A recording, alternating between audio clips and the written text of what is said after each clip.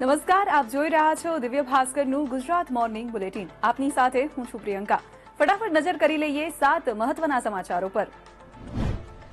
Ahmedabad airport સહિત દેશભરના 12 એરપોર્ટને બોમ્બથી ઉડાવી દેવાની ધમકી મળી છે. અમદાવાદના સરદાર પટેલ એરપોર્ટની સાથે સાથે ભોપાલ, દિલ્હી, જયપુર, લખનઉ, પટના, અગરતલા, ગુવાહાટી, જમ્મુ, ઔરંગાબાદ, બાગડોગરા અને કાલિકટ એરપોર્ટને પણ ફૂંકી મારવાની ધમકી મળી છે.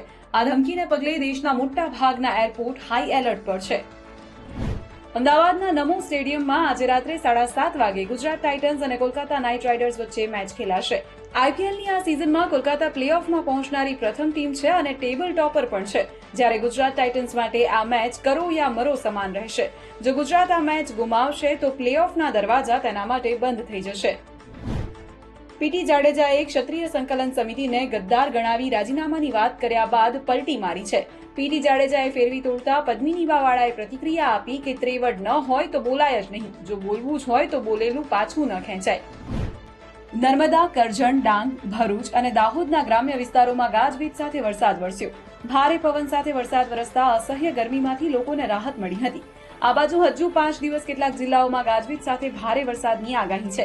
આજે બનાસકાંઠા, સાબરકાંઠા, આણંદ, પંચમહાલ, દાહોદ, મહીસાગર, ભરૂચ, છોટાઉદેપુર, સુરત, તાપી, નવસારી, દાદરા અને નગર હવેલી, નર્મદા અને વલસાડમાં વરસાદની શક્યતા છે. વડોદરાના કોટના બીચ પર મહીસાગર નદીમાં નહાવા પડેલા 2 યુવકો ડૂબી જતા મોતને ભેટ્યા છે.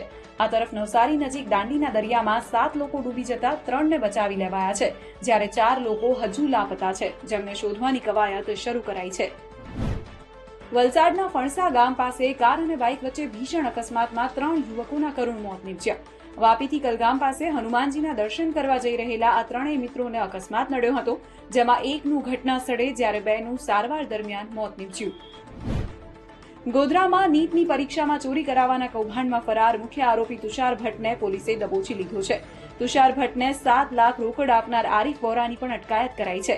પોલીસે બંને આરોપીઓની સઘન પૂછપરછ હાથ ધરી છે, જેમાં મોટા ખુલાસા થવાની શક્યતા છે. ગુજરાત મોર્નિંગ બુલેટિનમાં અત્યારે બસ આટલું જ. વધુ સમાચારો અને અપડેટ્સ માટે આપ જોડાયેલા રહો દિવ્ય ભાસ્કર એપ સાથે.